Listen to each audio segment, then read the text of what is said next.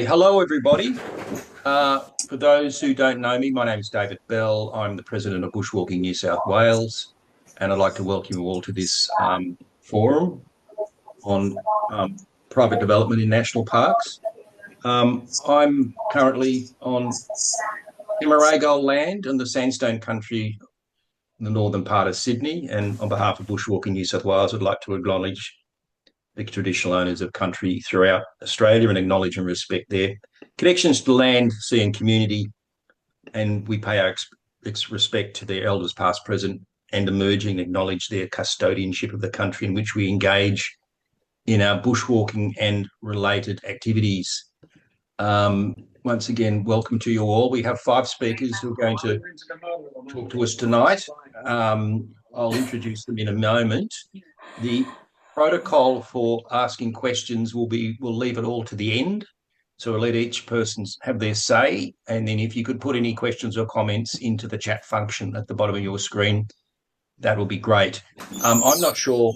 I've got an order of people here. So I'm just going to let you know who they are. There's James McCormack, who's the editor of Wild magazine. Dan Brown, who's a conservationist and filmmaker.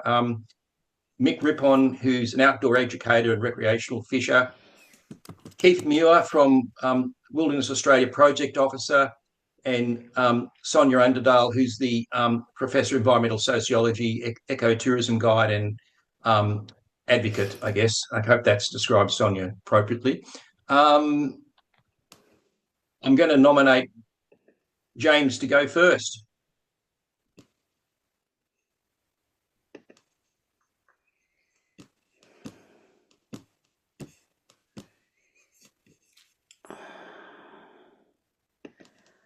So James, are you there? And can you please start sharing your screen?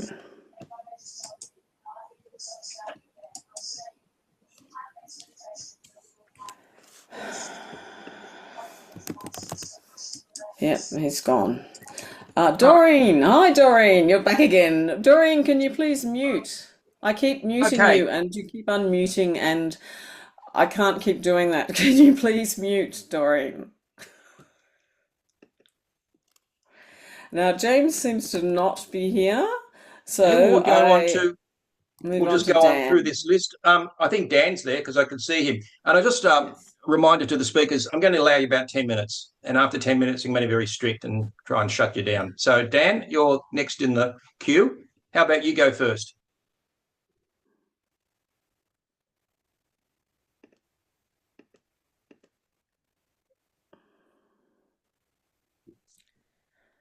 Hi there. I'll just share my screen. My name's Dan Broon. I'm a bushwalker first and foremost from Tasmania, and I'm also a photographer. So I'm going to rely somewhat on my photography to get me through this. I think I need to. Awesome. All right. Well Okay. done. Looks great. Okay. So someone needed to explain what Protect Our National Parks is, but it's just briefly, it's an organisation created to protect our national parks. Now, Tasmania has been at the forefront of having its national parks desecrated by commercial production. So we'll have a bit of a chat about Tasmania and bushwalking. It's really the mecca for bushwalking in Australia. Sorry about everyone out there, but it's better than everywhere else. Have I lost you yet? Look, it's got that reputation because it's got such a varied landscape, and it's anyone who's walked the South Coast Track, I'm sure, will be in agreement of just how amazing this place is down here. But the South Coast Track, it's regularly rated as the world's greatest coastal wilderness walk, and anyone would think that a place so remote should be safe and should be out of bounds. It's so far into the World Heritage Area, but no, there's been a threat hanging over it for the last decade and probably more. Now, this is the type of thing that is going to happen on the South Coast Track and other wild places if we allow it to happen. Helicopter, jet-fueled, instant gratification, wilderness immersion in a ticker box style. It's already happening, and frankly, this is what they've already done. This is the private lodges on the Three Capes track, run by a private company at great profit for them after the infrastructure was built and paid for by the public. So they're already operating, and this is an image of the Three Capes track public resort complex, I guess would be how you would call it. This is Surveyor's Bay on the Three Capes track. You can see this is an insanely large footprint. They need to do burning all around it to protect it. So fuel reduction burns they're happening about now. So huge amount of resources go into looking after these monstrosities in our wild places. So what I'm here to talk about is I'm no financial analyst, but I've done what I call the real cost benefit analysis of the Three Capes track. Now, helicopters used to visit Tasman Island a couple of times a year for the lighthouse resupply on the island and to watch the Sydney Hobart yacht race finish. Now, the Tasman Peninsula itself used to fly under the radar. It was a quiet and peaceful national park, loved by locals and tourists alike, but it was very much the poorer cousin of some of the bigger national parks and World Heritage area. So it was targeted by the Tasmanian government, and it cost around $34 million to build. But they failed to finish the project, so it's really only a two capes walk. Cape Rowell is known as the Forgotten Cape. In their marketing spin, they say they can still call it Three Capes track because you can see Cape Rowell from one of the other ones. Now, although free camping's available, campsites for the public are well away from any scenic attraction, and all the old campsites we used to use have been shut down. Free walkers are questioned by rangers and must stay away from the accommodation nodes, or resort complexes as I call them. The litter in the area is increased, and the clientele really don't understand the code of the bush and leave no trace principles. So it's attracting people that really don't understand how to walk, which is a massive problem with these types of developments. Now, there's completely opaque financial scrutiny over this entire project. Last year was its first profitable year. According to the government, they made about $1 million. So that means on top of the capital investment that they made, for the last 8 years, they've been subsidised by the Tasmanian taxpayer. They will never, ever recoup the money that they've made. And there will be loss-making years that will come again, driven by climate change in particular, but also market conditions, and the infrastructure will age and will need increasing maintenance. Now, after it was all constructed, a private operator, the Tasmanian Walking Company, swung in and built their private huts. They make undisclosed profits off the back of them. All of that infrastructure spend, $34 million on this amazing dry boot track. So it gives new meaning to the phrase, build it and they will come. They being the big corporates, and unfortunately, we pay. Now, Tasmanian, and actually that's the whole audience paid for that because the federal government threw in a heap of money, as well as the state government. Now, the Tasmanian Walking Company pays a minimal lease offset by a cosy marketing deal.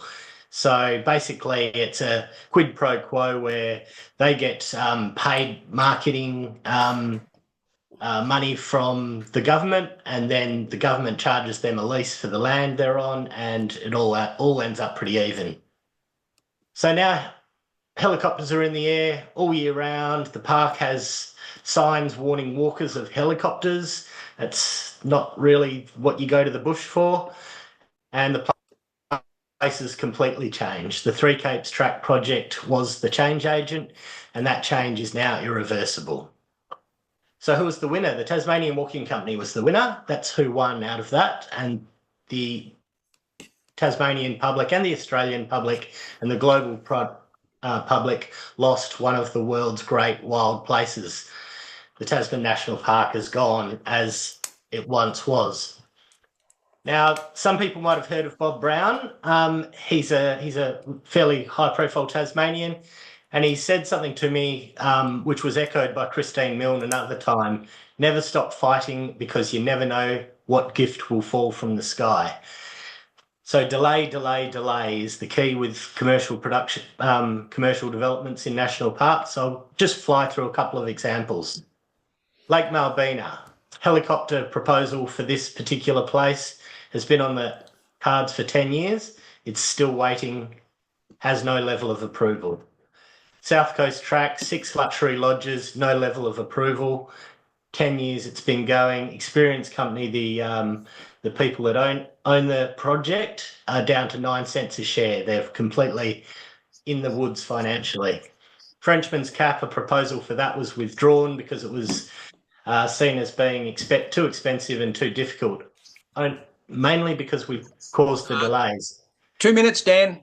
Oh my God. All right. So Overland Track, similar. Now there's a current proposal for the Walls of Jerusalem for 2 luxury lodges in the walls. Now that has been scaled back to 1 standing camp, basically because they are in big, big trouble financially and they have seen the writing on the wall. So delay, delay, delay is the key. Use every trick up your sleeve to delay this type of thing going on. Helicopters and choppers, once they come, they'll never leave. Helicopters are emblematic of the problem wild places face. Once a lodge is built, they are relied on for survey, construction, maintenance, compliance, resupply, and then the rescues of the people who don't know how to walk in the bush. So why do we go to the bush? Peace and quiet. It's precious. We go for the wild elemental experience. It's essential for us. Remoteness from built environments. It's a privilege. Carefully respecting Aboriginal heritage. It's an honour. Bushwalkers find these things and they are hard-earned and we value them.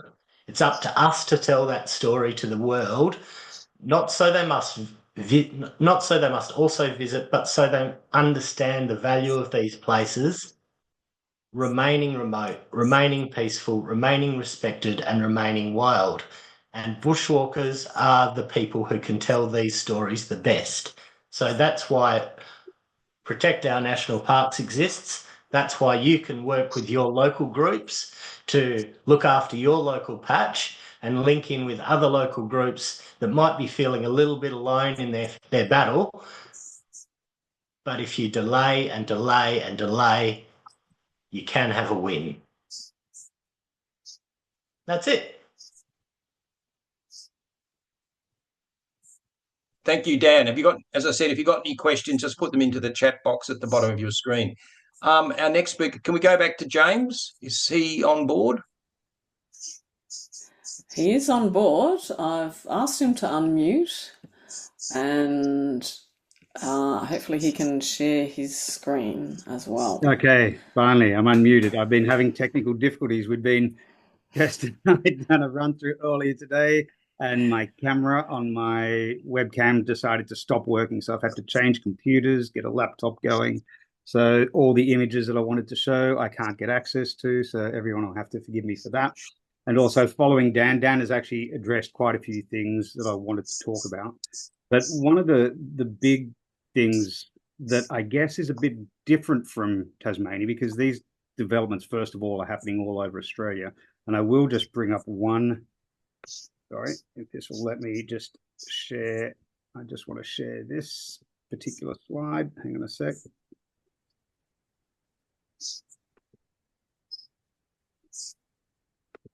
Okay, if you have a look at this one, you can see the scale of developments all around the entire country.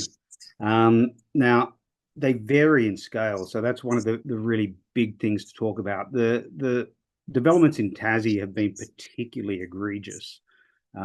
Thankfully, in New South Wales here, we haven't had anything quite that bad suggested. But we do still have threats here, and other states have different levels of threats. So I guess there's a bigger issue with inappropriate development in national parks in general. And what do I mean by inappropriate development? It's a bit hard to drill down on exactly because there's no one size fits all. But obviously, something like the Three Capes is completely inappropriate. You're talking some of those developments, they're literally 100 meters long. But then you might begin saying, well, is all hard roofed accommodation in national parks, is that inappropriate? Some would argue over that. They might say that low-key huts are appropriate.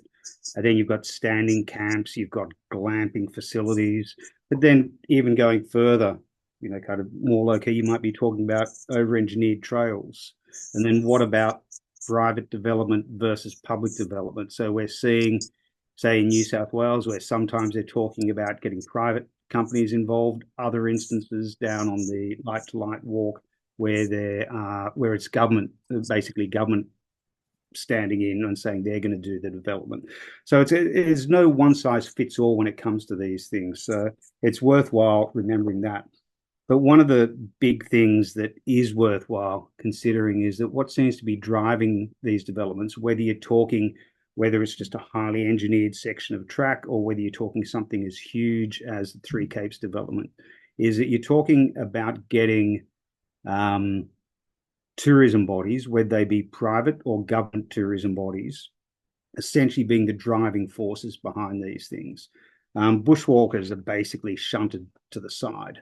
That also happens just with some of the development. So when Dan was talking about the Three Capes track, originally the plan was to get all bushwalkers not being allowed to camp in the area whatsoever. And eventually, I think it was the Tasmanian Walkers or Hobart Walking Club began fighting back pretty hard and managed to get a few sites reinstated. But they try to basically keep bushwalkers out of these things because they want exclusivity. They want these developments to be happening within parks where firstly, they don't have any competition. And secondly, they would much prefer a development to be happening, say, a kilometre within the boundaries of a park than a kilometre outside the park, because that's their marketing is done for them. So they are really big on getting development within the parks.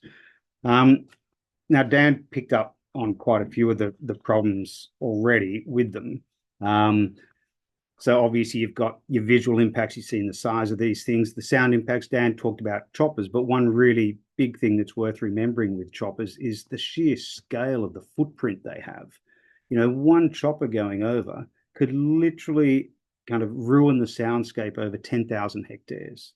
And then imagine dozens and dozens of these things, over the courses of weeks or months, shuttling in not just equipment, but you're talking, ferrying in food and grog and shuttling out sheets and poo, dirty sheets and poo.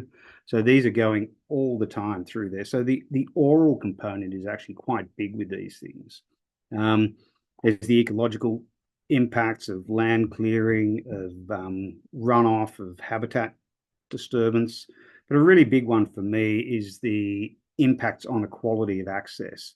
And now this one is actually, I think, really important in New South Wales in particular, because you're seeing it in even some of the new tracks that are being created that are actually quite, they are open to the public and they're not having lodges built on them, but they're putting up some of the camping fees to be so expensive as to exclude large segments of the population.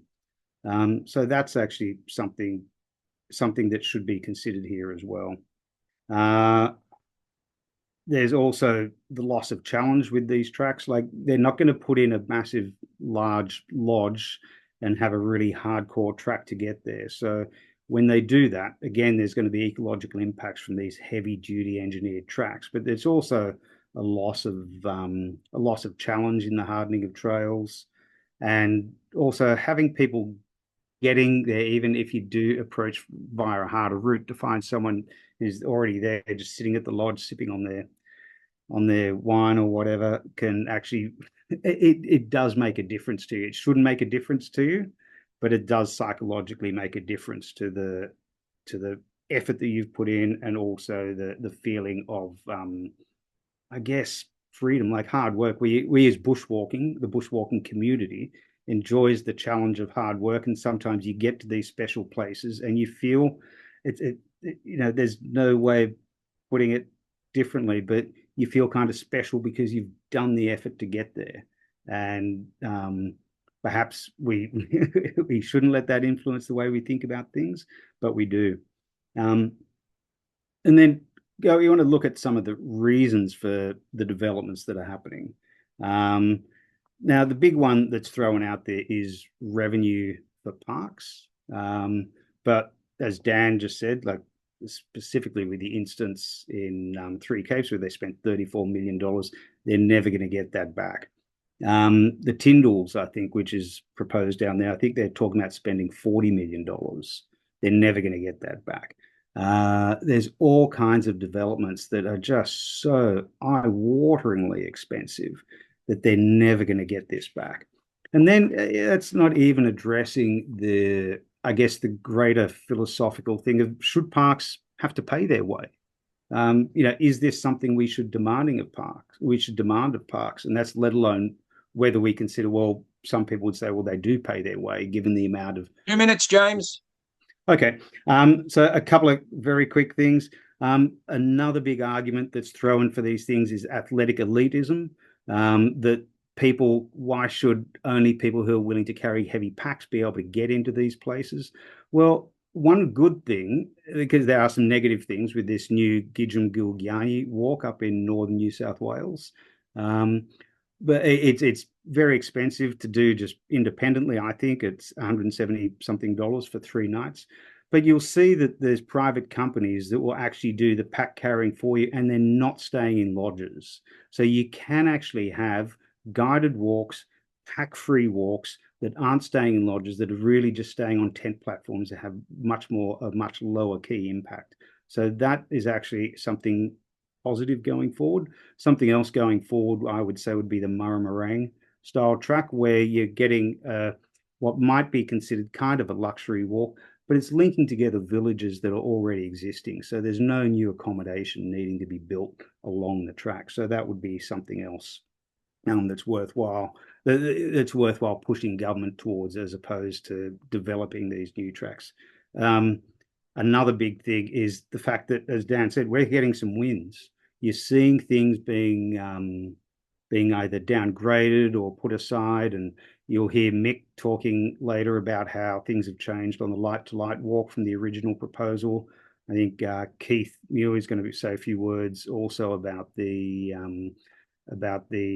Gardens of Stone, where I think originally like lodges were proposed, and now it's down to glamping. Still not ideal, but better than having big lodges there. So there are some wins if we just keep fighting.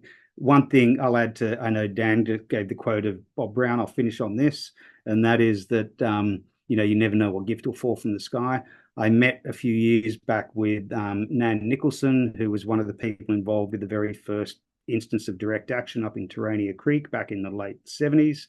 And she said, even if you know you're going to lose, you've just got to make it difficult for the bastards.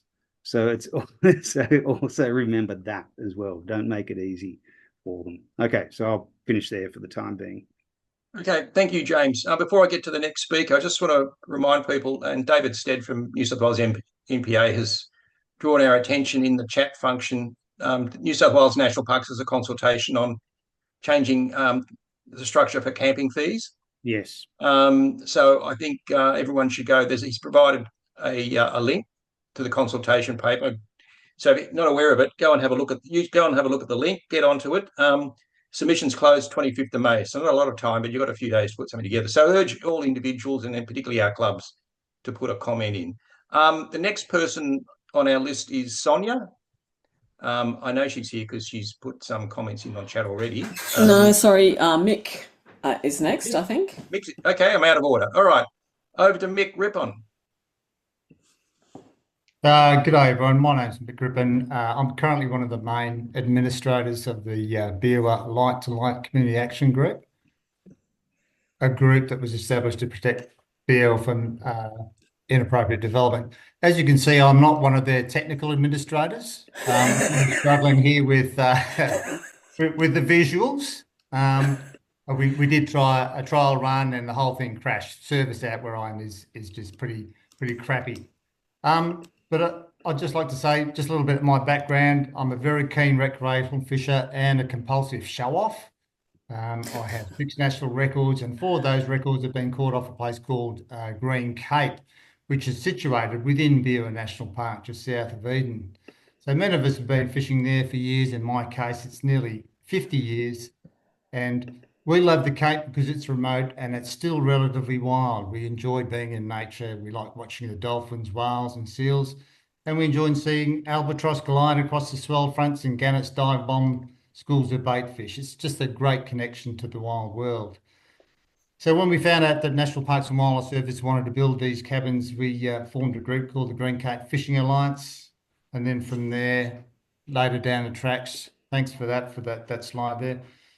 We joined forces with the Beerwah Light to Light Community Action Group, a group which is made up of bushwalkers, doctors, tradies, tour operators, lawyers, ecologists, teachers, fishers, divers, bird watchers, family groups, and everyone. A very diverse group of people who just simply love Beerwah National Park the way it is. So I'll cut straight to the campaign. Together we've been campaigning against the inappropriate development proposed for Beerwah. In particular, the proposal to construct approximately 30 buildings across 2 wild sites with supporting infrastructure, including generators, solar panels, pathways for electric vehicles, helipads, staff accommodation, car parks, etc. The sites chosen are Muir Point and Hegarty's Bay. Hegarty's Bay has since been moved to Batanga Bay now, but Muir Point has the most exquisite protected beach with crystal clear water and dazzling white sand, and that's it just there. Described by one tourism journalist as one of the world's best beaches. The original proposal for Beerwah had a row of glass-fronted cabins overlooking this beach and was touted as possibly being the next great walk, a branded walk, which we all know costs in excess of $1,000 per person per night. And I don't think it's any coincidence that the cabins proposed for this site happened to be designed by the same architect that designed the Tasmanian Walking Company's Three Capes hut. And I had a little spiel there, but we all know about those huts. They're not huts, they're more like luxury bush hotels. They have a heated plunge pool, an on-site masseuse, world-class chef, and a range of wines to suit, all on prime and very precious real estate within our national parks. And Dan mentioned the helicopter flights. I think something like 50,000 to date at least to build and support that walk. That's hardly a small carbon footprint. So while the proposal for Beerwah is much more modest and National Parks and Wildlife Service claim they will operate the walk, we draw no comfort from this scenario and remain very suspicious of the long-term aspirations for the Light to Light walk.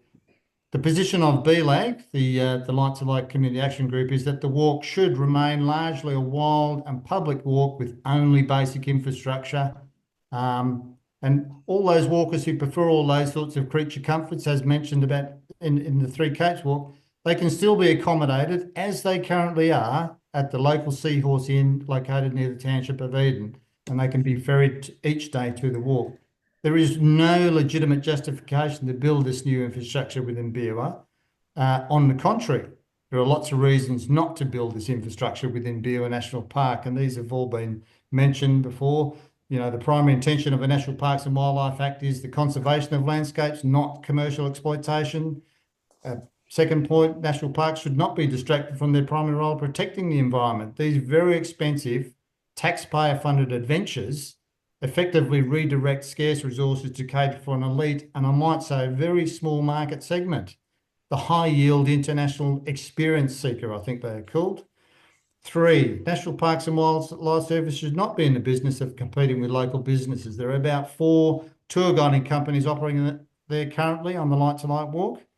And point number 4, National Parks should not be offering exclusive rights to operate a private business within a national park, effectively creating a monopoly, as they appear to be doing in the Gardens of Stone Conservation Park, which we will hear from Keith. So the current status, the proposal to construct these huts, or more accurately, these accommodation complexes, has been shelved pending funding. Our group submitted a Freedom of Information request in 2022 and discovered the funding requirements had doubled since 2018, and then COVID came along. They basically didn't have enough funds to build the huts. We also applied a fair bit of political pressure, I might add, and the huts, unfortunately, are still a threat. They are still on the management plan, which means the proposal can be reactivated at any time. So at the height of this campaign, BLEG, the Community Action Group, undertook a big survey with the help of Sonya Underdahl. Thanks again, Sonya, if you're out there, to ascertain the community view on this development. This survey, combined with the National Parks and Wildlife Survey own consultation data, which we obtained via a Freedom of Information request, demonstrated overwhelmingly that the community does not support new infrastructure being built within Biara National Park. This strong-held view is consistent with other authoritative surveys, and I'll just note the Roy Morgan one, 2021 for Tasmania's National Parks Association, which found 90% of Australians support the protection of Australia's wilderness areas, and another by the National Parks Australia Council in 2022, which reported that 78% of Australians support not having developments in parks and protected areas at all. However, governments of both persuasions, both federal and state, are still hell-bent on proceeding with many of these inappropriate developments, demonstrating from the major political parties both an arrogant attitude towards the will of the community and an indifference to environmental concerns. And I note that the Victorian government has just ripped another $95 million from Parks Victoria budget. Shame on them. 2 more minutes, Mick. Thanks, mate. BLEG urges that the government simply does not have the social licence to proceed with many of these controversial developments. And I should also add that I expressed these views directly to the stakeholder reference groups, which the government established to consult with the community. I think I was invited onto this group to try and keep me quiet. It hasn't worked, nor has the stakeholder reference group consultation process. These developments follow a similar pattern and are being driven by well-connected developers associated with Tourism Australia and their National Landscapes Program, a program designed by developers for developers. I can see where these developments are heading. The start of this year, I was on the well-known Milford Soundtrack, not as a walker, but as a fly fisher.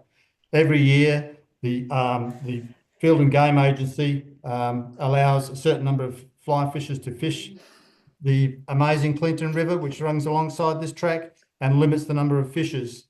The Clinton River and its valley are stunningly beautiful, and crystal clear water has many big trout. It's simply a sublime experience. However, the hike is costly. Walkers, or trampers they call them over there, pay hundreds of dollars for the National Parks version of this walk and thousands for the luxury version. Both options have limited places, and the private operator in this walk has been granted a long-term lease and effectively enjoys a monopoly.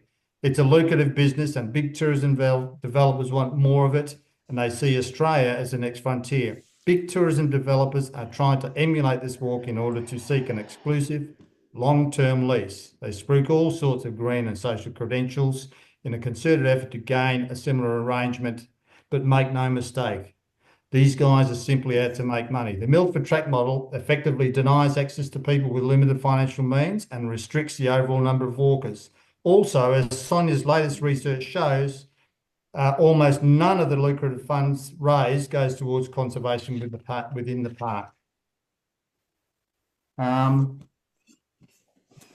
And of course, there are the huge costs associated with these developments. The financial cost to taxpayers to build most of the infrastructure and to lose access to many of these areas. And it's particularly Thumbs up, Mick. Beautiful. Thank you all. Okay. Almost Thanks, at the Mick. end. Thank you. Okay. Thank you. I'm now going to call on Sonya. Sorry, Keith. Keith. Okay, Keith Muir is next. Keith is going to talk to us about the Gardens of Stone. Yeah, but it's got to be quick. Like, that was a bit too long. Sorry. No, we're more or less on time. So, Okay, good. Thanks, Keith. I'm talking to you about the Gardens of Stone and 3 glamping resorts in it that are still being considered by the Park Service and the government. And what you have is 3 leasehold sites on pagodas. Well, I believe they're on pagodas, and the Park Service has advised that they are not. So I'll provide in the chat shortly a link which will enable you to look at the shape files. And if I'm sure, being bushwalkers, you've got a GIS mapping system, and you can put shape files into it, and you can have a look yourself at the glamping sites and decide for yourself whether they're in pagodas. So the exhibition of these 3 glamping sites led to 1,700 people objecting to the lease proposals, and that's an incredibly high number of objections. And yet these objections were basically dismissed by the remarks of the Park Service. It said that the developments were of low impact before they had done the environmental assessment. Now, I don't know if you can see the pictures here, but this is one of the glamping sites, and these are 2 of the pagodas. I'm taking a picture from one and looking at another, which are on the glamping site, one of the glamping sites that are proposed for the development of these tent resorts. So just because they're made out of canvas doesn't mean they're not a resort. They've still got to have water, sewage, power, and food taken into them. And I'd just like to go through 5 main points in regard to these developments. The first thing is that these sites are remote and intact, internationally significant pagoda landscapes. I believe they're pagoda landscapes. The Planning Assessment Commission considers that pagoda landscapes should be protected at the highest level, and that's a determination that they made in regard to another development in the area.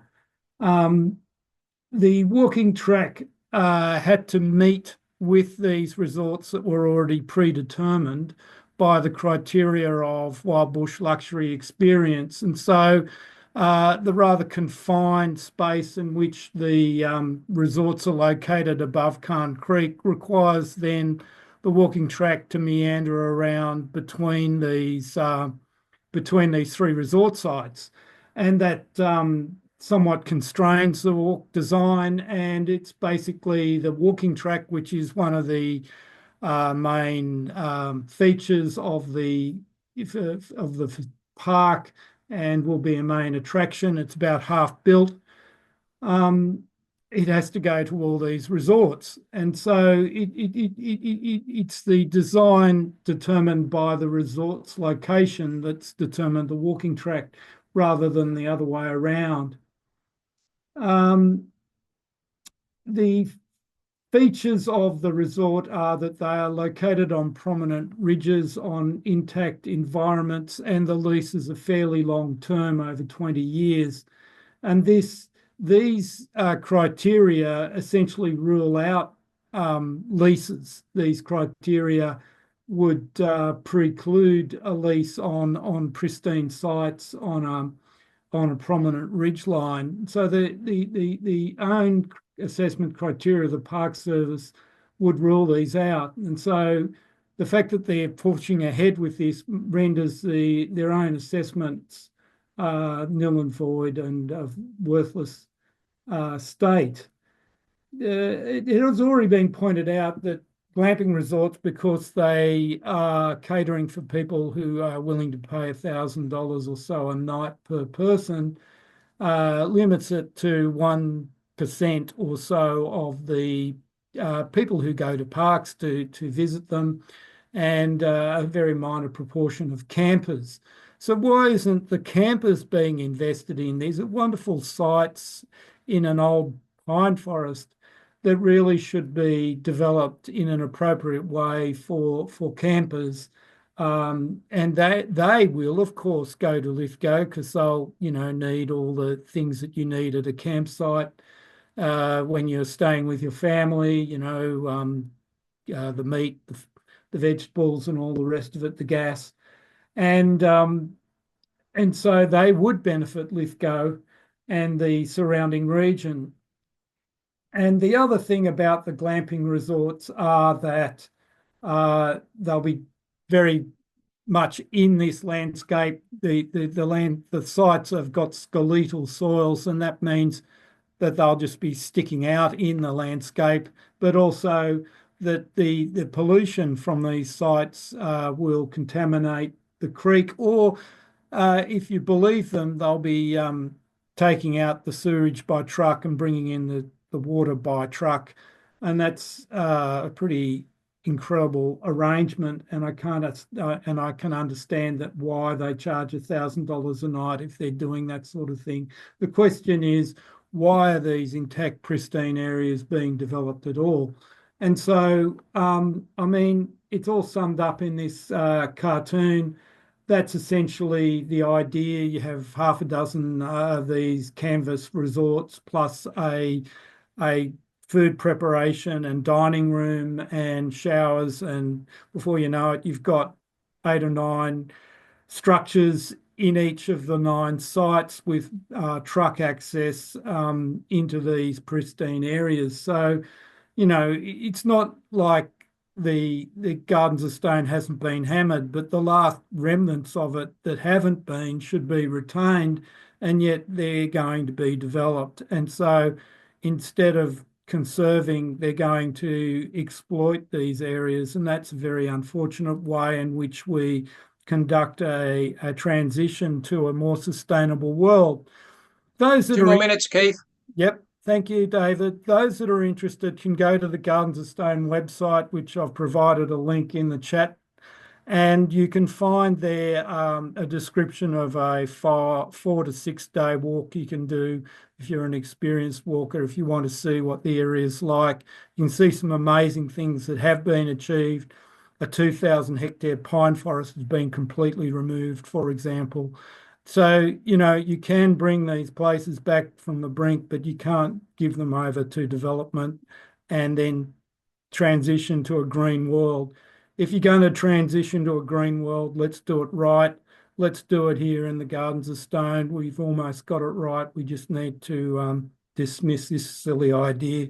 Wild bush luxury experience is an oxymoron, and that's basically it. You can't have wild bush and luxury in the same spot. You just can't do it. So thanks very much. Thank you, Keith. I'm now going to, last but not least, Sonya.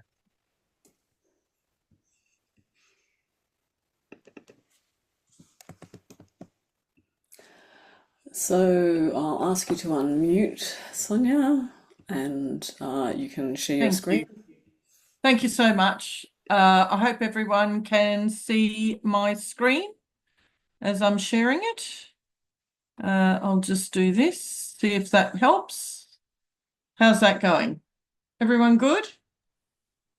Okay, fantastic. So hi, my name's Sonya, and I'm going to be talking today a little bit about some of the academic surveys and results that I've found over researching this topic for approximately 4 years. With a focus on the Great Walks and commercial tourism developments in Australian national parks. So I'll try not to make it too boring. A lot of it has already been articulated by our members here. Basically, things that we support, not surprising, really basic things like pest and conservation, maintenance of tracks, maintenance of campgrounds, and then as we start to involve more development, we are cautiously and slowly moving back to or withdrawing our social support. So toilets, for instance, have less support, visitor centres even less, viewing platforms. But then when we start to get into some of the mid and large scale, we're getting support levels of less than 5% of the population. I think that's not too surprising amongst a group like you that's actually out in the national parks. These surveys are done of regular communities So it's not communities of interest. It's not a focus study with, say, bushwalking or environmental groups. These are just communities, and these are for New South Wales. So that's perhaps interesting. Mick was touching on that. Someone asked if people can be locked out. Yes, they can. These areas will become areas for private tourism developers. And interestingly enough, in Queensland, we held a survey of tourism operators that work in the national parks, and 99% were opposed to them. Of interest, the couple that did make up that 1%, one was Vision Walks. And Vision Walks actually won the contract, the recent one in northern New South Wales. They were given an award by New South Wales government and Ecotourism Australia, and then they created their own walk for private development in the Nightcap Mountains. So it was kind of interesting. They were the ones who withdrew support. Tourism operators that were interviewed, they were all doing the multi-day walks, and they cited basically monopolisation, inability to compete, and destruction of wilderness values. Now, that's something that we have to compete on a global market against. We're competing against New Zealand with their great walks. Spain has great walks. You guys are bushwalkers. You know where the great places are around the world. We are competing with those markets to try to get bushwalkers to come to Australia and walk our wilderness walks, the great walks. And the tourism operators are saying that's making it very difficult for them to sell when they go through, and we end up with a developed environment. Sorry, I'm just having a look, trying to see how we're going with this screen. It's not working, obviously. I can see your graph. Are you wanting to move to another slide, or what's happening? I was. I really was. I was really hoping for a win on PowerPoint. It's obviously not happening, so I'm not quite sure what's going on there. So I'm just trying to move along. Can you see that one?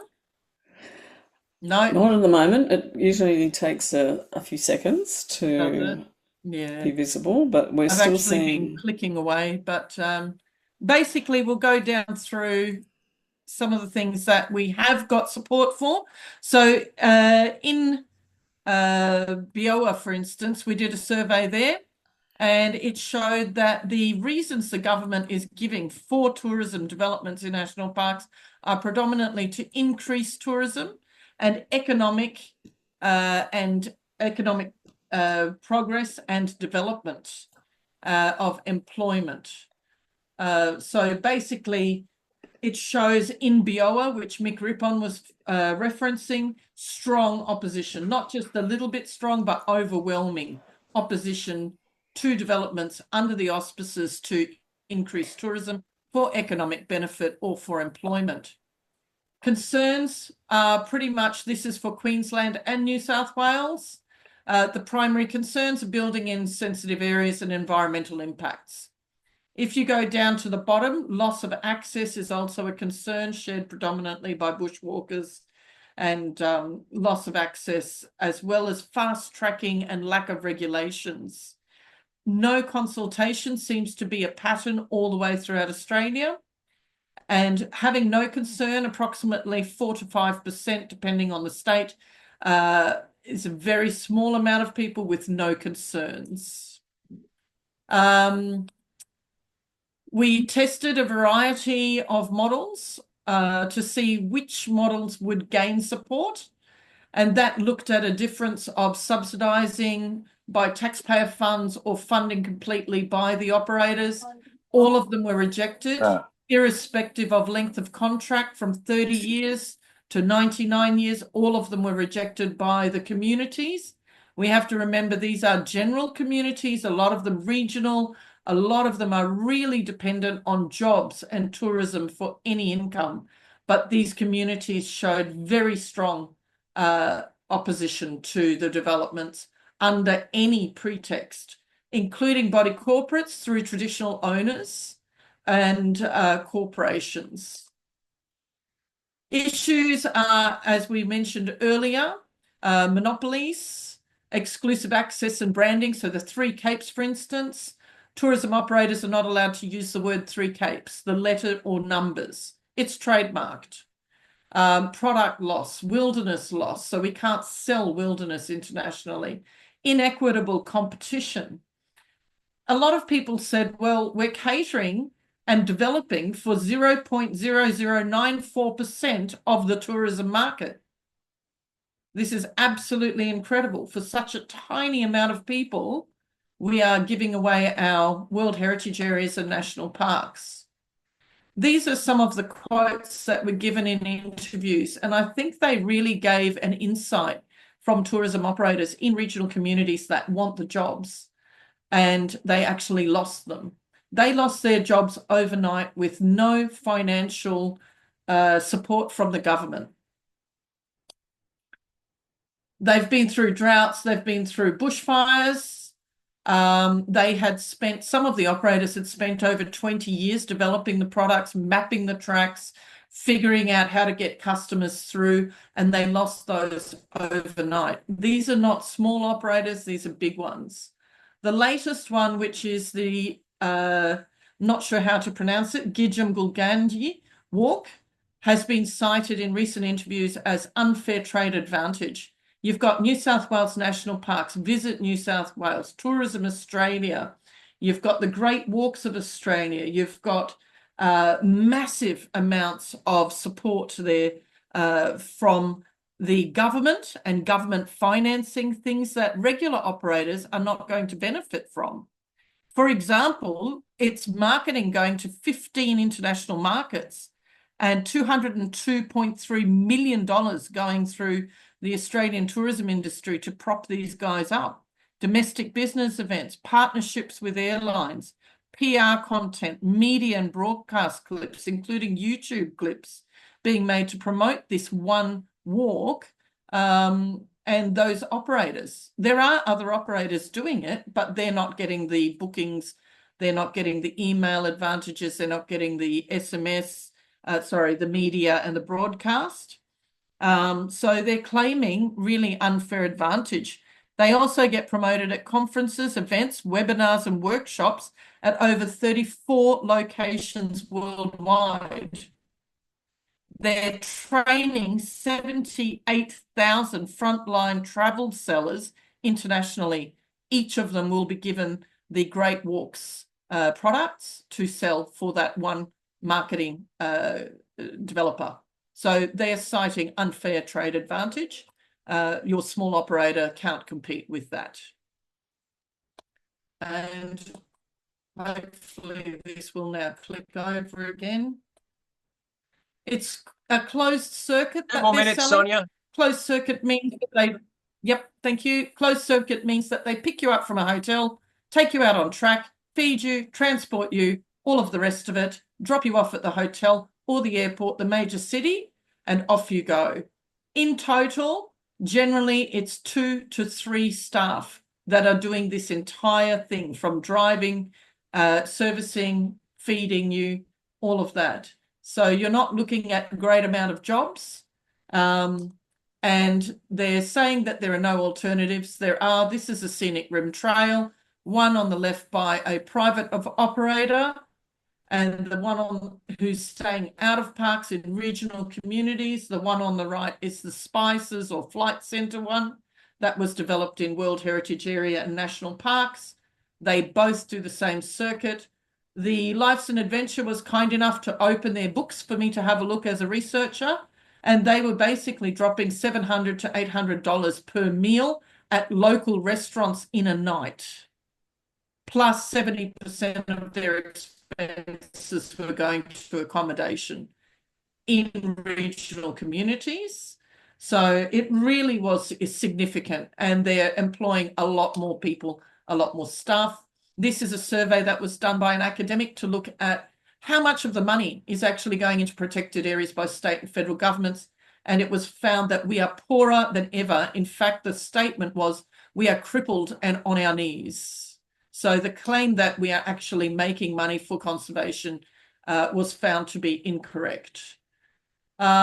Statements that we are funding through foundations, like Tasmanian Walking Company has a foundation. A recent study showed they provided over $1 million to conservation, but it was found that that was only 0.01% of their revenue, and the contributions came from clients who were doing direct donations rather than the company themselves. So this is your private property, Spices Guests Only, which I took in the national park in a World Heritage area. We paid $22 million for the track. We claim we pay for the marketing and all of that. And now we can't access, and only one operator getting through. Either way, the developer wins. If we stop the development, the developer is the only person in the park with a resort. If we allow them to go in and we prevent the monopoly, then we allow others to develop wilderness. So it's a really tricky situation.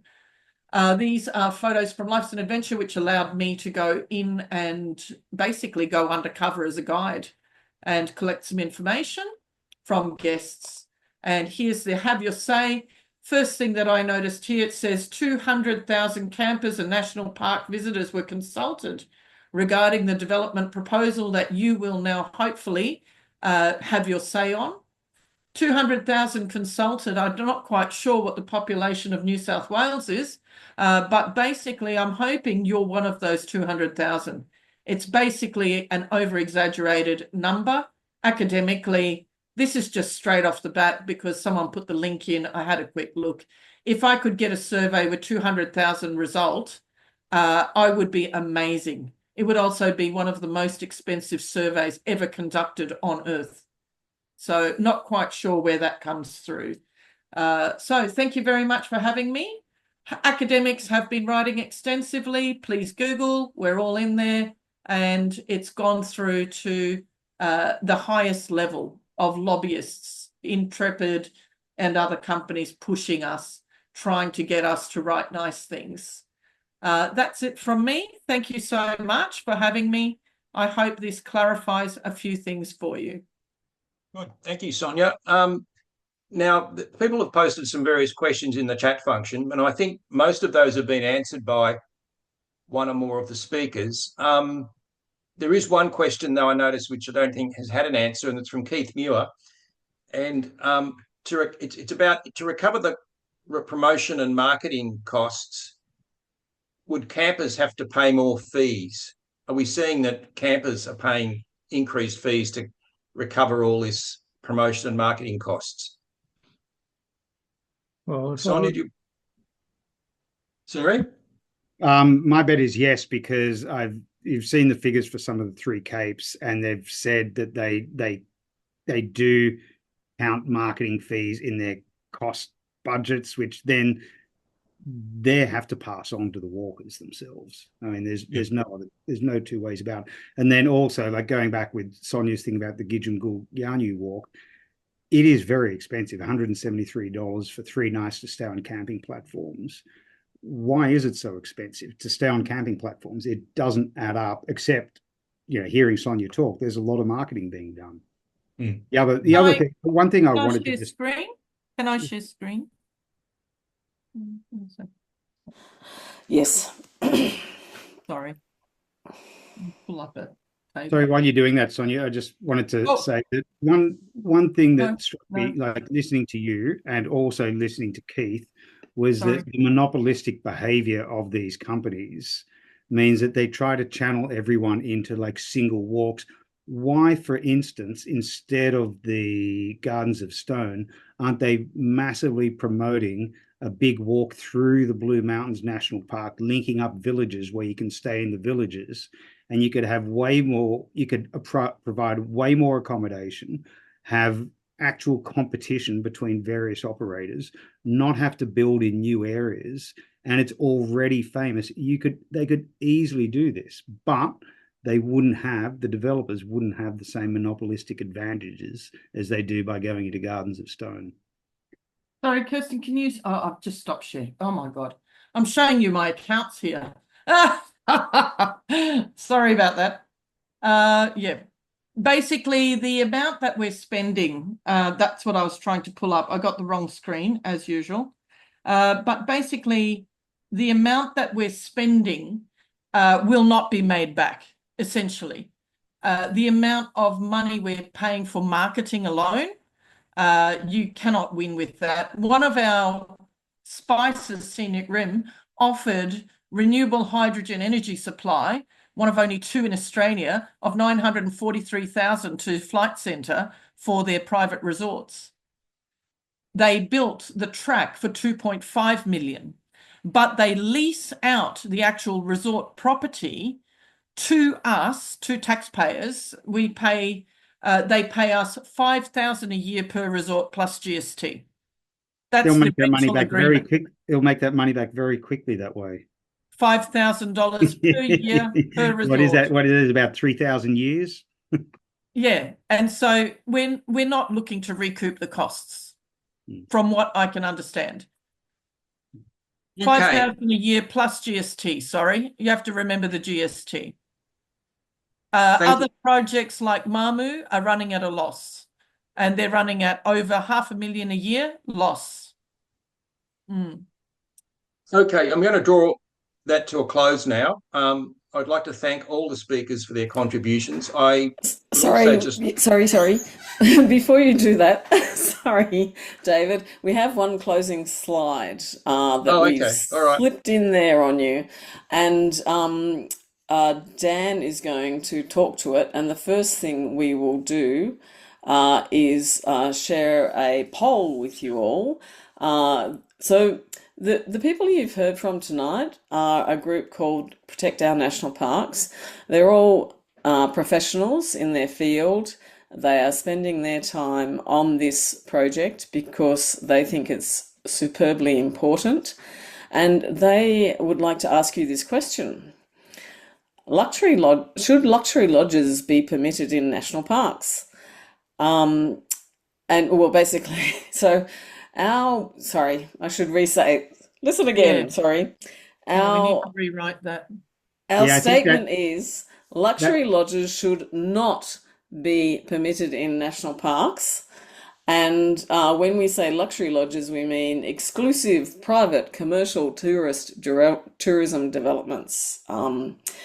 Because there are other kinds of developments in national parks that can be considered, but we're just saying here that we think luxury lodges should not be permitted in national parks, and I'd love your response to that poll. So far, we've got about close to 100% answered at this point in time. 35 is 7. Sorry, I think the wording 54%. was the wording a bit ambiguous though. Like I think people saying ambiguous Can we wording. edit that question, Kirsten? I've got to move on with some Bushwalking New South Wales business now, and if you re-edit the question and put it in a little bit later, but I really do have to move. Yeah. I've got an agenda to get through, which is Bushwalking New South Wales business, and I Sorry. really do have to move on this. Sorry. Can I just show you one slide? I've stopped that poll. I'll share it again. But basically, I'll just jump in here. So we would, in summary, like you to support this group, the Protect Our National Park group, who you've heard from tonight. You can do that by doing the poll that we just did, and we want to hear from you. So I'll do it again before the end of the night. You can visit and promote our website, protectournationalparks.org. Follow us on Facebook, Protect Our National Parks, it's called. Send us an email if you'd like to volunteer. We need other professionals and interested parties to share the word, to spread the word, and that's what we want you to do, spread the word. Thanks so much, David, for that little moment. On to the... Oh, sorry, did you want to thank everybody, David? Yes, I'd just like to thank our 5 speakers. I think that's a really important... Each in their own way has raised some really important stuff. Some of them have provided, and other people have provided, a lot of links to papers and various other things there, including the camping guidelines by New South Wales National Park. So I'd urge you all to go back to the chat and pull out those links that you're interested in. And I think, as I said, I think the questions that were posed have been answered by the speakers and other people. So we don't need to go through those again. So what I'm proposing to do now is go back to our general meeting, and we do have some Bushwalking New South Wales business to get through. So if you're not Bushwalking New South Wales, you're welcome to stay, but it might be not that relevant to you. So David Stead just raised his hand. Yes, David. Hi, sorry for the interruption to the end of the call, but I'm new to this group. Saw it through National Parks Association as an invitation, and I don't know what the group is other than its name. Maybe just a brief summary, because I do appreciate you need to move on with other business, David. Yeah. I'll let one of the Protect Our National Parks people say very, very quickly, just say who you are and where can people find out more information. Yeah, look, I think the key thing is just go to the website. It'll answer a lot of questions, protectournationalparks.org. Great. Thanks, James. Okay, there we are. That was on the screen very briefly. All right. We'll now go on to Bushwalking New South Wales business. This is obviously of interest to club delegates. This is to advise ahead of the end of the financial year. The Management Committee of Bushwalking New South Wales has made a decision about affiliation fees for clubs, and I can advise those who take care of this on behalf of your clubs that for the year 25-26, all clubs will be paying $6.40 per member plus GST, and there is also $1 per member, which is a fee that goes to Bushwalking Australia, which is the national organisation which represents all of the states and so forth, and is also the body that actually basically runs the insurance scheme that we all pay into. So that's the information you can take back to your clubs. The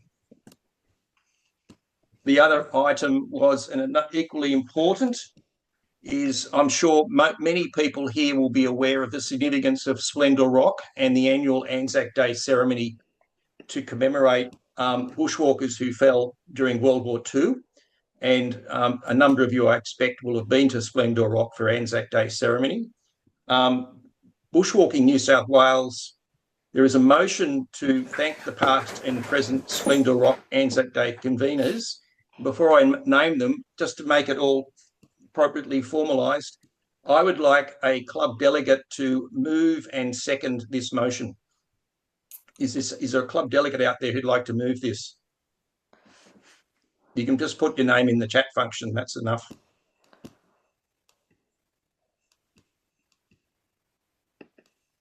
Is there anybody out there who's from a club?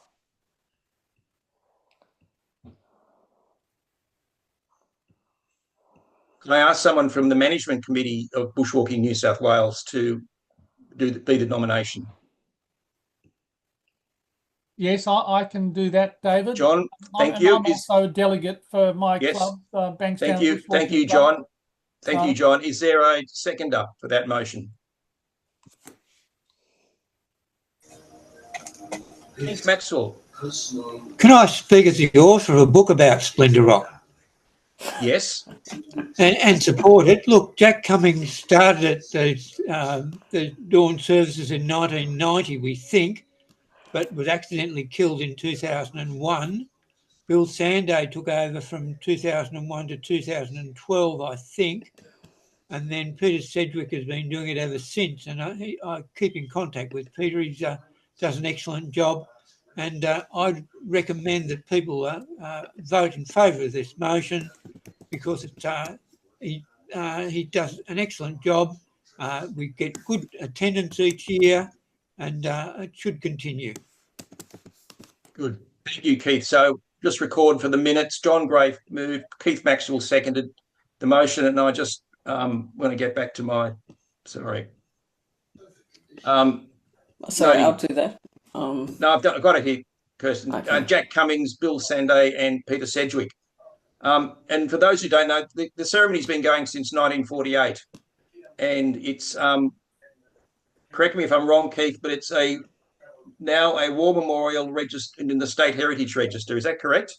I got it registered on the list of the New South Wales official war memorials, and it's on the also on a list for the Australian War Memorial. So you can look up those sites, and you'll see Splinter Rock there. Thank you, Keith. So I'm going to put that motion to the group. If you're a club member, you can participate. All those in favour, you're going to just indicate a raised hand on the screen. Oh, sorry. They're all I coming will through. stop share and I will view gallery, and we've got oh look, a small group now. How do I do that? Does anybody abstain? Do you want to ask for abstinence, or basically I think you have a majority? We have a majority of affirmations. I don't think anyone will abstain. Or No, I think we'll take that as a majority. In fact, you could probably take it as unanimous. Yeah. Anyway, for the minutes, the motion is passed. Thank you all. That concludes formal business from us. We normally ask clubs if they have anything they want to update us with. The false killers into the bay and cross paths with an unlucky shark. Gone. I would, for those who are the club members or club committee people, I really do encourage people to put a submission in on the National Park camping guidelines. It affects us all. And it's not just, fancy campgrounds. It's also potentially remote sites. Anything that's a camping area that's been identified in a National Park plan of management as such. So there could be quite remote ones as well as ones that are just at the end of a road.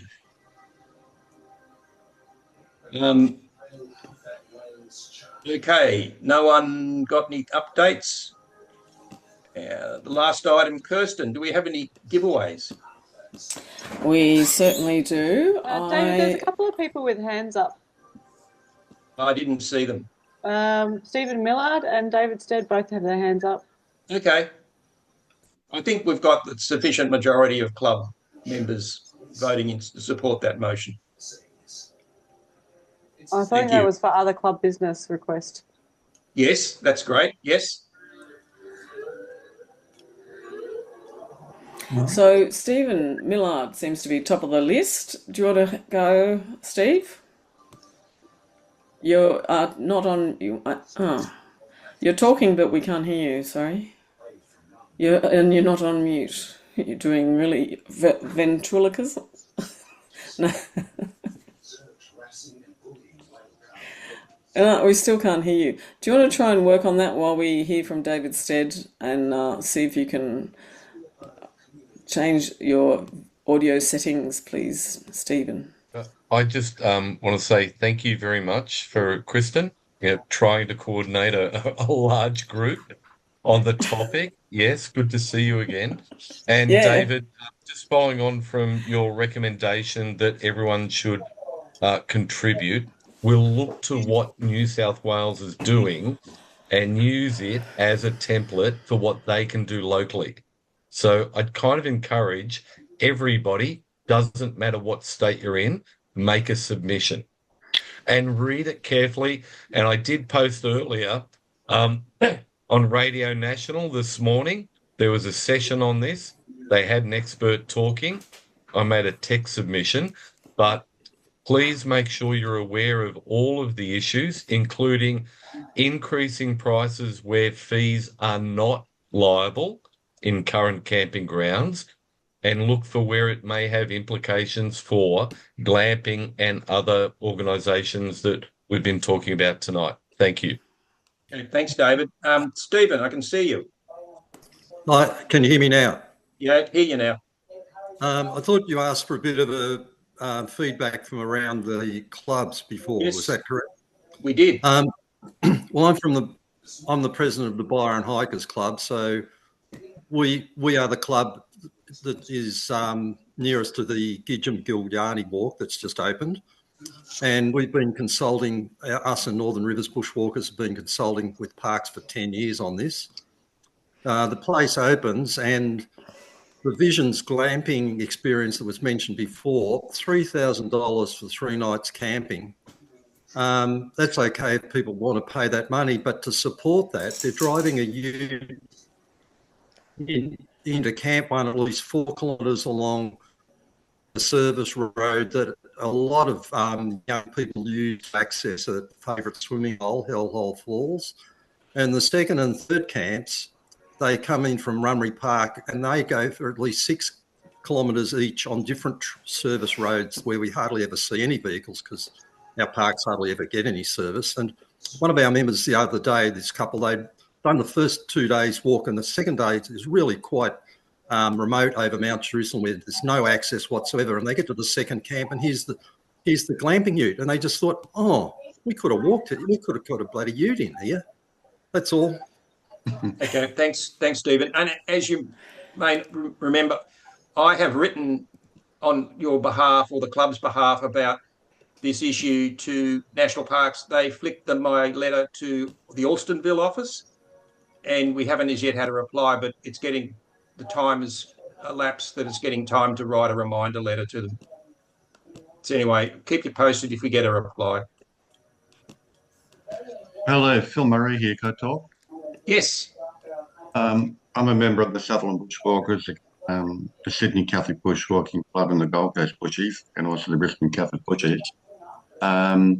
Just wanted to give you an update about the park closures after Cyclone Alfred. Leamington National Park, basically all the long distance tracks up there are being closed. A lot of tree falls and landslides. So tracks like Kipstone, Luna Creek Circuit and Alba River Circuit are closed indefinitely. And there's whispers they may not be reopened. Just give you an update about that. Also, the other thing about the clubs in Brisbane at the moment, we're shrinking. Queensland Bushwalkers have gone from having about 150 members 10 years ago to 50 members now.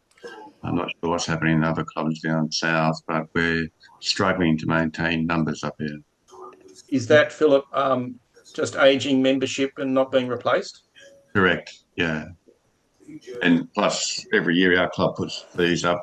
We had to cover the $10,000 excess. So we had to have $10,000 in the bank account. The only way to do that was increase fees from $25 to $30 to $35. And every time you jack up the fees, you lose another 10% of your members.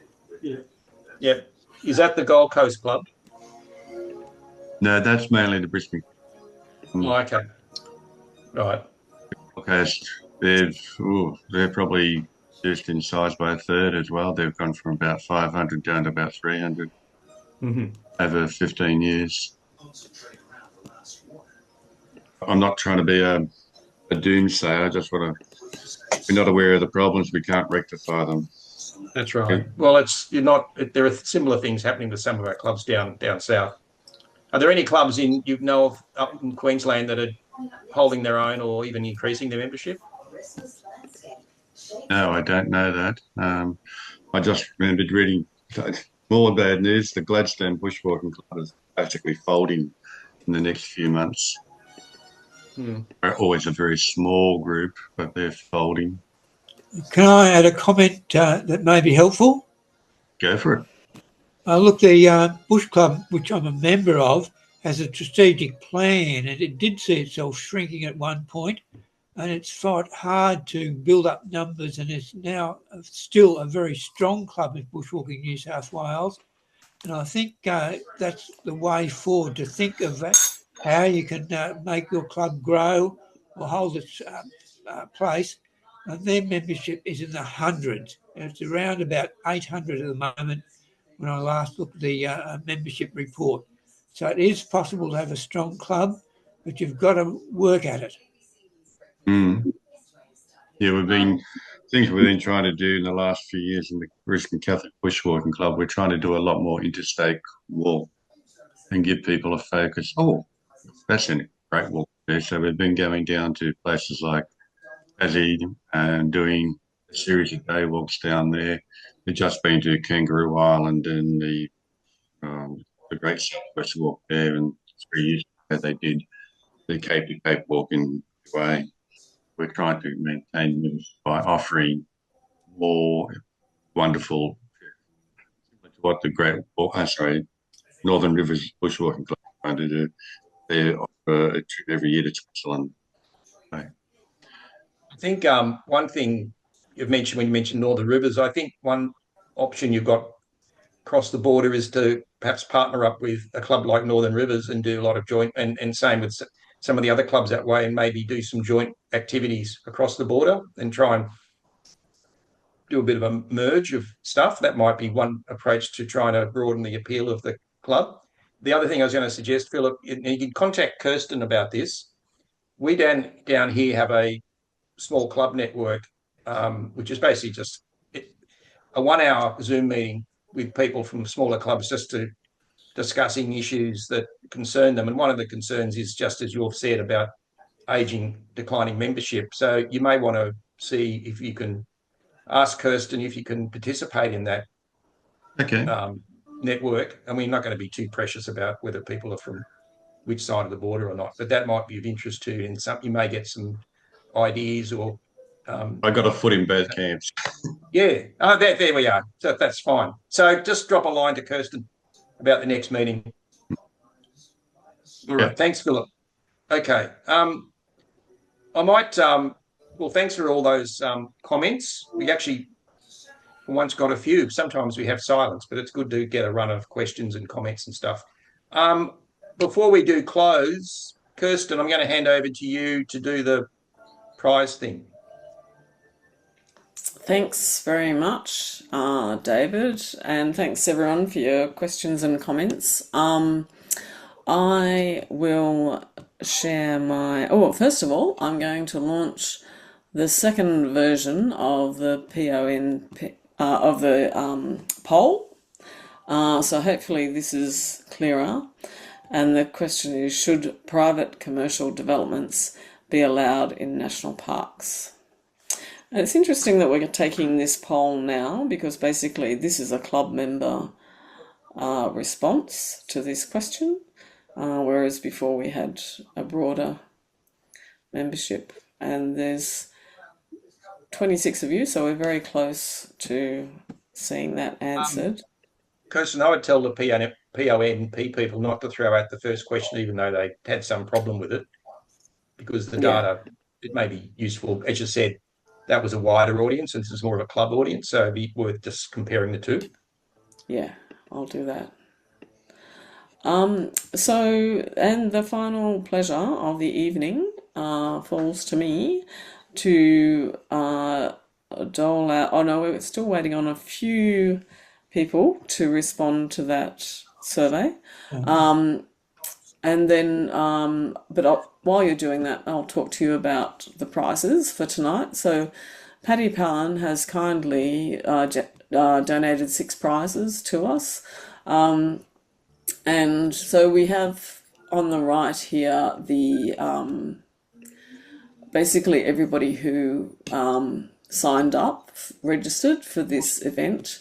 And then I just randomly chose a bunch, gave them the word prize, and checked if they were here during the meeting. And so this person had a prize, but but they were absent, so they don't. And I ended up with this 6 people, and I don't know if any of them are still here. So prize goes to Ross McDonald, Meg McCone, Liam Ramage, Tommy Wiedman, Jen Queeley, and Rob Stevens. Any of you here? None of those people here? Okay. Okay, well, I will email them the results, and I will just share the results of the poll that you just took. So clearly, bushwalkers from bushwalking clubs do not want to see private commercial developments in national parks.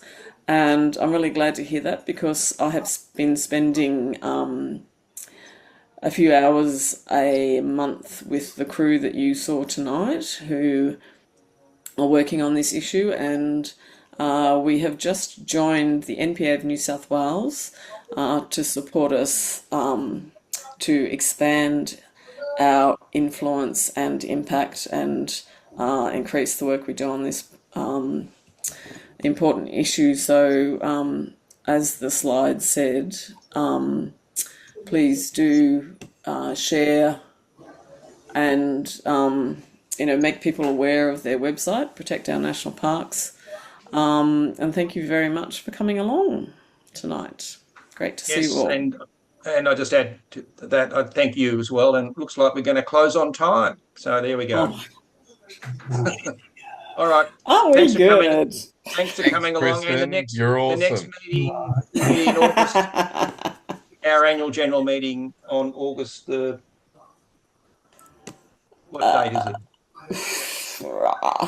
Okay, it Third is Tuesday of the month, whatever that is, but you'll get the communication about it. So anyway, look forward to seeing you at the next meeting. Okay. Good night, everybody. Good night. Have a good night. Bye.